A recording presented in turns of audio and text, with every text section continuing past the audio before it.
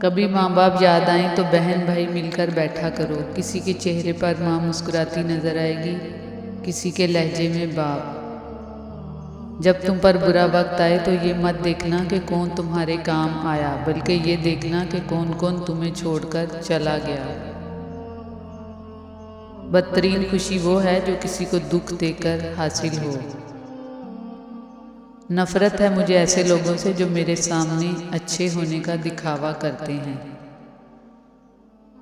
وقت بہت بڑے اور گہرے زخم دیتا ہے، اس لیے گھڑی میں پھول نہیں سوئیاں ہوتی ہیں۔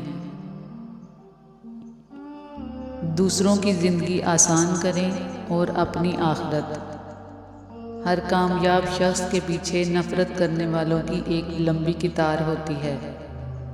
دل اسی سے لگاؤ جس نے دل بنایا ہے۔ صبر نے حضرت یوسف کو عزیز مصر بنایا، جبکہ توکل نے حضرت موسیٰ کو دریا پار کروایا۔ جب دل ٹوٹ جائے تو اٹھا کر اسی مصور کے پاس لے جاؤ جس نے اسے بنایا ہے، کیونکہ اس سے بہتر تو کوئی جان ہی نہیں سکتا کہ کون سا رنگ کہاں بھرنا ہے اور کس دھاگے سے کہاں پیوند لگانا ہے۔ دنیا کا سب سے حسین تحفہ نیک ہم سفر ہے، جو قیمت سے نہیں قسمت سے ملتا ہے۔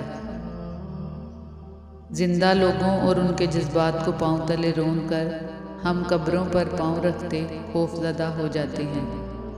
کسی کے گھر جاؤ تو اپنی آنکھیں قابو میں رکھو، اور جب اس کے گھر سے نکلو تو اپنی زبان پہ قابو رکھو، تاکہ وہاں کی عزت اور راز دونوں محفوظ رہیں۔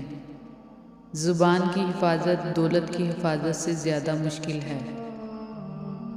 اپنے ذہنی آرام کے لیے ہر چیز کو مختصر کرنا سیکھیں، الفاظ، احساسات، خواہشات اور لوگ۔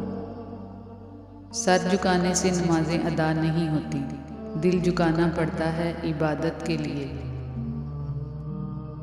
دل آزاری کی بجائے دوسروں کی مسکراہٹ اور خوشی کی وجہ بنے۔